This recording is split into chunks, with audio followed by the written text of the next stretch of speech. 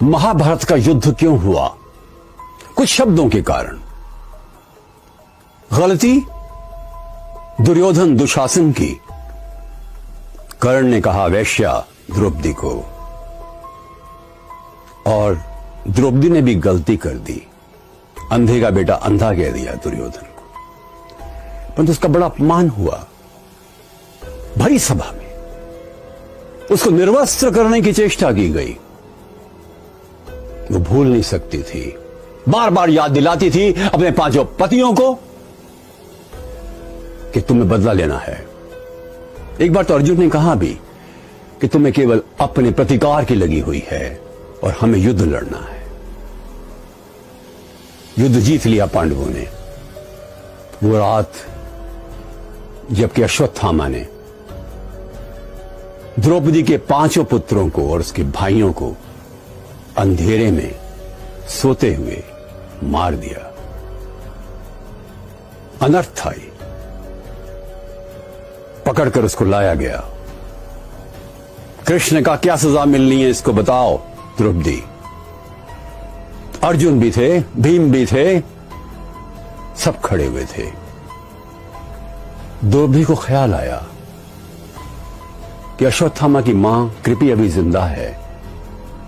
जिस तरह से मुझे अपनी संतान के खोने का दुख हो रहा है, अश्वत्थामा की यदि मृत्यु हो जाए तो कृपी को दुख होगा। और ये तो गुरुपुत्र है। अर्जुन भी ये कह रहे हैं, वास्तव में सत्य भी है। कृष्ण इसके बंधन खोल दो। कृष्ण ने अर्जुन से कहा इसकी मणि निकाल लो, और निकाल ली गई। किंतु द्रौपदी ने क्षमा कर दिया। जिस द्रौपदी पर यह इल्जाम लगता है कि वो अपने प्रतिकार के लिए, युद्ध के लिए उत्तरदायी है, वो द्रौपदी इतनी विशाल हृदय की बनी, ये तो हमें सोचना ही पड़ेगा उसके व्यक्तित्व के बारे में। वो कितनी महान थी।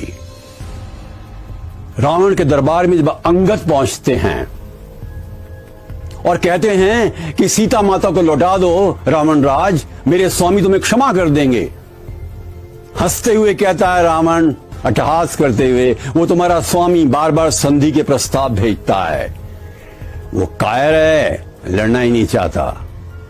पता है अंगद ने क्या कहा? रावण राज, क्षमतावान ही क्षमा कर सकता है, मेरे स्वामी क्षमतावान है। गौतम बुद्ध जा रहे थे एक नगर से। उन्होंने कई इस प्रकार की विचारों की विकृतियों के विरुद्ध अपनी आवाज उठाई, जिससे कई लोग रुष्ट थे। एक व्यक्ति आया, उसने बुद्ध के चेहरे पर थूक दिया। बुद्ध ने अंगोछे से साफ कर लिया। प्रिय शिष्यानंद ने कहा, भंते मुझे आज्ञा दीजिए, इसको दंडित करो। उसने कहा नहीं, ये कुछ कहना चाहता था, इसने कह दिया। उसने कहा कि ये क्या कहा उसने? उसने कहा उसे कहने का तरीका है, मुझसे रुष्ट है। बुद्ध ने उसको क्षमा कर दिया। दूसरे दिन वो व्यक्ति वापस आता है, कहता है, हे बुद्ध, कल मैंने आपके चेहरे पर थूका और आपने क्रोध भी नहीं किया, क्यों? बुद्ध ने कहा, क्या क्रोध भी मैं तुम्हारे कहने पर करूंगा? उसने पैर पकड़ लिए। बुद्ध ने कहा, बहुत देर हो गई। 15 साल पहले तुम आते तो मेरे चेहरे पर थूकते, मुझे क्रोध आता, तो मेरे पैर पकड़ दे, मुझे अच्छा लगता। अब तो ना मुझे कल दुख हुआ ना आज सुख हो रहा है। पता है आपको सरदार पटेल के चेहरे पर एक व्यक्ति ने थूक दिया था दंगों के दौरान। भारत का उप प्रधानमंत्री, गृह मंत्री, और सरदार पटेल ने अंगोछे से वो साफ कर लिया और बोले, चलो किसी ने तो गुस्सा थूका। प्रिय मित्रों, क्षमा करना बड़ा कठिन होता है, पर किन्हीं भी दो लोगों में, दो मित्र, पति पत्नी, भाई बहन, बॉस सबॉर्डिनेट, कोई भी लोग हो, any relationship of two, one has to be greater, nobler, stronger, taller. एक को तो अच्छा बनना ही पड़ेगा ना। जिसने सहना सीख लिया उसने रहना सीख लिया, और केवल बड़े दिल के लोग ही क्षमा कर सकते हैं। Forgiveness is very important. और इस प्रकार से हमें इस फॉरगिवनेस को एक रूप देना चाहिए, हमारी आत्मा की आवाज बनाना चाहिए। अमेरिका में जब मैं पढ़ा रहा था तो मैंने एक पुस्तक ली, फॉरगिव एंड फॉरगेट। वो पुस्तक मैंने फ्राइडे को ली थी और सैटरडे की मॉर्निंग तक पढ़ डाली, और मैं 2 दिन तक काफी परेशान रहा। उस किताब को पढ़ने के बाद, वो किताब गजब की थी। उसमें पहला चैप्टर है, अपने मित्रों को क्षमा करो, क्योंकि तुम्हारा साथ दिया उन्होंने, गलती कर दी तो क्या हुआ। अपने शत्रुओं को क्षमा करो, क्योंकि उनके कारण से तुमने स्वस्थ प्रतियोगिता करके अपने आप को आगे बढ़ाया है। वो तुमसे ईर्ष्या करते हैं। अपने बॉस को क्षमा करो, क्योंकि वो तनाव में रहता है। अपने सबॉर्डिनेट्स को क्षमा करो, अधीनस्थों को क्षमा करो, उतने तनाव में वो नहीं रहते। जिम्मेदारियां जो तुम्हारी हैं उसकी नहीं है।